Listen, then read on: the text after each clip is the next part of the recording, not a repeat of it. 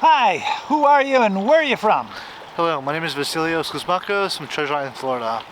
All right, and I know you because you are with the University of Florida and you've worked there with the oral history But yeah, department. for the last 3 years, yep. And soon to be a Peace Corps Yep. volunteer In Paraguay, yep. in deforestation or hopefully with deforestation or water Resources, yep. And at University of Florida, you also have done some work with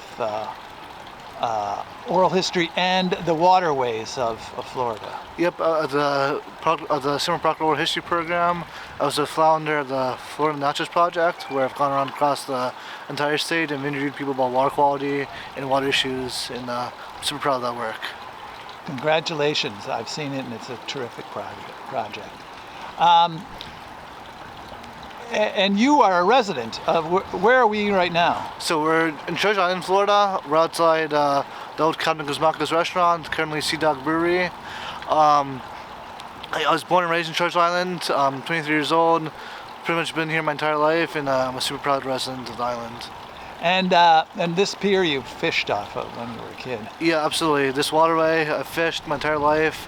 I've seen everything you can imagine. Like dolphins, manatees, stingrays, sharks, the whole 9 yards. You know, it's a beautiful place. We're really blessed to have lived here my entire life.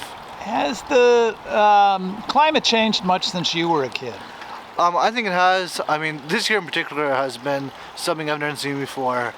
Specifically, you know, we've had heat advisory warnings. I mean, 1 week, 2 weeks long. I mean, I can tell you at any point when I was a kid to have where I noticed that, you know, and then not to mention is the erosion that's happening along our beaches has been horrible. Usually we have to do something called beach renourishment. Treasure Island beaches erode at a rate about 3 centimeters a year, and usually we have to put sand that we dredge up and put them on our beaches. We haven't done that since 2017, and the beach has decreased by several feet from when I was a kid.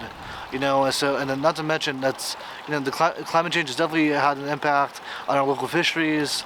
You know, I've definitely seen a decrease in the amount of fish in our waterways. I mean, that's also because of things like red tide and water quality, but you know, it's all part of one big cycle. So, I mean, I've definitely noticed that things have definitely gotten hotter.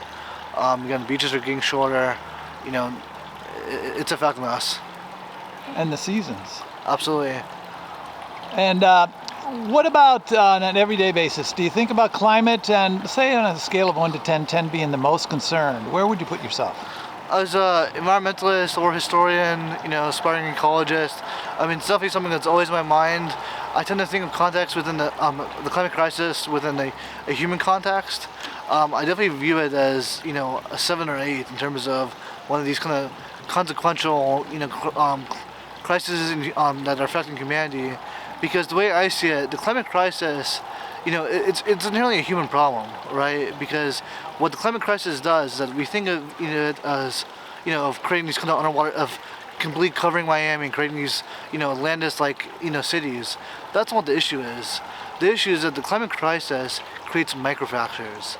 You know, every single time there's a drought, every single time, you know, there's a famine or, you know, related to climate change, it creates these micropressures that exist within society, right? And I think those, you know, kind of inherently decrease the resiliency of our society as a whole. Because when there's, you know, a coup or when there's political pressure or social pressure, you know, those are going to be compounded by the effects of climate change.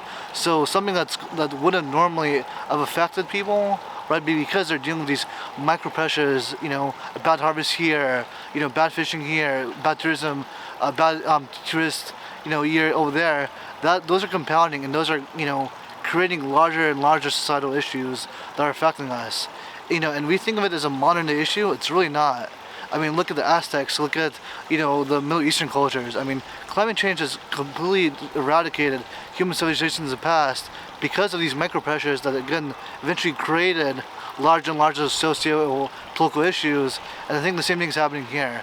Whether, you know, so no matter who you are, no matter where you are on the spectrum, climate change is affecting you. It's going to affect you today, and it's going to affect you 10 years from now, 50 years from now, and 100 years from now, just at different levels.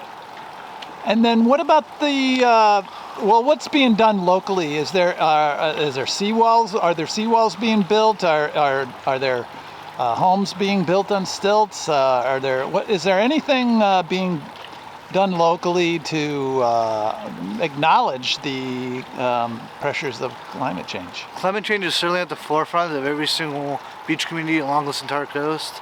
Within specifically the island, Treasure Island, we're releasing climate resiliency plans. We're building living seawalls with mangroves and oyster reefs to decrease erosion. We're adjusting our sewer systems and our road systems, to displace the water, as it gets wetter, in these areas. So I don't know of a single city in probably the region that isn't having climate change at the forefront of its plans, at least going on into the future. And then what about the future, as you just mentioned? Are you a climate optimist or pessimist? Are things getting better or worse, and is there anything we can do about it? I think I'm a climate realist. I think at the end of the day, if we don't do something right, no matter what we do, it's going to get worse. I always have hope. I'm always of the belief that something's better than nothing. Even if we were able to move the dial, 1 or 2 centimeters, 1 or 2 centimeters, right? It's better than if we would do nothing. But at the same time, it's like there's very direct political and social directives, that are affecting this. I kind of view climate change as a socioeconomic issue, right? It's like if we don't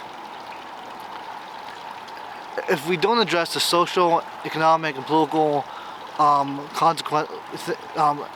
sources of these issues, nothing's going to change.